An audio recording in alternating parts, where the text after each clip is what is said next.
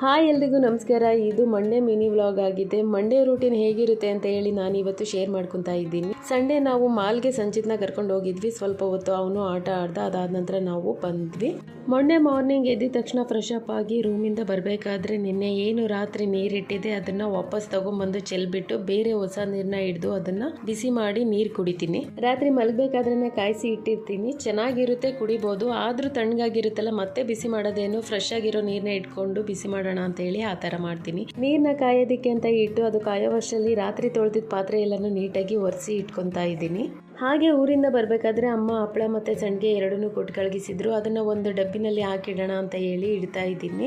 ನಾನು ಇದನ್ನು ತಂದು ಆಲ್ಮೋಸ್ಟ್ 10 ಡೇಸೇ ಆಯಿತು. ನನಗೇನು ಲೇಸಿನೆಸ್ಸಿಂದ ಇದನ್ನು ಮಾಡೋಕ್ಕೆ ಆಗಿರಲಿಲ್ಲ. ಇನ್ನೂ ಎಷ್ಟೋ ಥಿಂಗ್ಸ್ಗಳು ಅದೇ ಥರ ಇದೆ, ಹಾಗಾಗಿ ಬಿಟ್ಬಿಟ್ಟಿದ್ದೀನಿ. ಎಲ್ಲನೂ ಎತ್ತಿಡಬೇಕು, ಒಂದೊಂದಾಗೆ ಎತ್ತಿಟ್ಕೊಳ್ಳೋಣ ಅಂತ ಹೇಳಿ ಅನ್ಕೊತಾ ಇದ್ದೀನಿ. ನೆಕ್ಸ್ಟ್ ನಾನಿಲ್ಲಿ ಚಪಾತಿ ಹಿಟ್ಟನ್ನ ಕಲಸಿಟ್ಕೊತಾ ಇದ್ದೀನಿ. ಯೂಶ್ವಲಿ ನಾನು ಮಂಡೇ ಚಪಾತಿ, ದೋಸೆ ಆ ಥರ ಏನು ಮಾಡ್ಕೊಳ್ಳಲ್ಲ. ಚಿತ್ರಾನ್ನ, ಪುಳಿಯೋಗರೆ ಮಾಡ್ಕೊತೀನಿ. ಇವತ್ತೇನೋ ನನಗೆ ಮಾಡಬೇಕು ಅನ್ನಿಸ್ತು, ಹಾಗಾಗಿ ಚಪಾತಿ ಮಾಡಿಕೊಂಡೆ. ನಂತರ ನಾನು ಮುಂದೆಗಡೆ ಗೇಟ್ ಹತ್ರ ತೊಳೆದ್ಬಿಟ್ಟು ರಂಗೋಲಿ ಬಿಟ್ಬಿಟ್ಟು ಬಂದು ಮನೆಯೆಲ್ಲ ಉಡ್ಸಿ ಒರೆಸಿ ಎಲ್ಲ ಮುಗಿಸ್ಕೊಂಡೆ.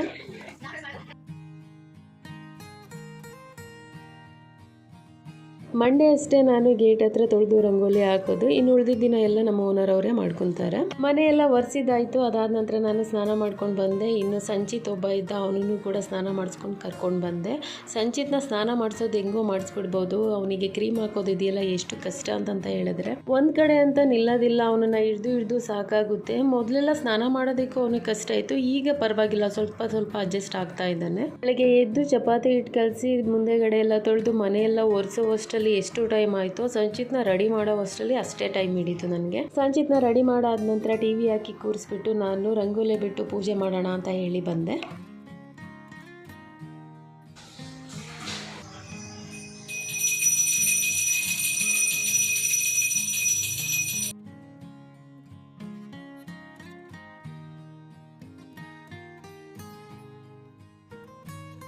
ಪೂಜೆ ಎಲ್ಲ ಮುಗಿಸ್ಕೊಂಡು ನಾನು ಚಪಾತಿನ ಉತ್ಕೊಟ್ಟೆ. ಆಲ್ರೆಡಿ ಅವರಿಬ್ರಿಗೂ ಒಂದು 5-6 ಚಪಾತಿನ ಲಟ್ಸಿ ನಾನು ಹಾಕಿದ್ದಾಯಿತು. ಅದಾದ ನಂತರ ನಾನು ವಿಡಿಯೋ ಮಾಡಿಕೊಂಡೆ. ಪೂಜೆ ಮಾಡಬೇಕಾದ್ರೆ, ಈ ಥರ ಅಡುಗೆ ಮಾಡಬೇಕಾದ್ರೆ ವಿಡಿಯೋನ ಪಾಸ್ ಮಾಡಿ ಮತ್ತೆ ಆನ್ ಮಾಡಿ ಮಾಡೋದು ಎಷ್ಟು ಕಷ್ಟ ಇರುತ್ತೆ ಅಂದರೆ ಒಂದೊಂದ್ಸರಿ ಇರಿಟೇಟೇ ಆಗಿಬಿಡುತ್ತೆ. ಅದರಲ್ಲೂ ಮೇಯ್ನಾಗಿ ಪೂಜೆ ಮಾಡಬೇಕಾದ್ರೆ ವಿಡಿಯೋ ಮಾಡೋದಿದೆಯಲ್ಲ, ಅದಂತೂ ಸಿಕ್ಕಾಪಟ್ಟೆ ಬೇಜಾರು ಅನಿಸುತ್ತೆ ನನಗೆ. ಕೆಲವೊಂದು ಸರಿ ಮನಸ್ತೃಪ್ತಿಯಿಂದ ಪೂಜೆ ಮಾಡಿದೆ ಅಂತ ಅನ್ಸೋದೇ ಇಲ್ಲ. ಆದರೂ ಕೂಡ ಈಗ ಅಭ್ಯಾಸ ಆಗಿದೆ. ಹೆಚ್ಚಾಗಿ ಪಾಸ್ ಝೂಮ್ ಅಂತ ಏನು ಮಾಡೋದಕ್ಕೆ ಹೋಗಲ್ಲ. ಒಂದ್ ಕಡೆ ಕ್ಯಾಮ್ರಾ ಇಟ್ಬಿಟ್ಟು ಒಂದೇ ಸರಿ ಪೂಜೆ ಮಾಡಿ ಮುಗಿಸ್ಬಿಡ್ತೀನಿ. ಸಂಚಿತ್ಗೆ ಒಂದು ರಿಮೋಟ್ ಕಾರ್ ತಂದಿದ್ವಿ, ಅದನ್ನ ಅವನು ಓಡಿಸ್ತಾ ಇದ್ದ.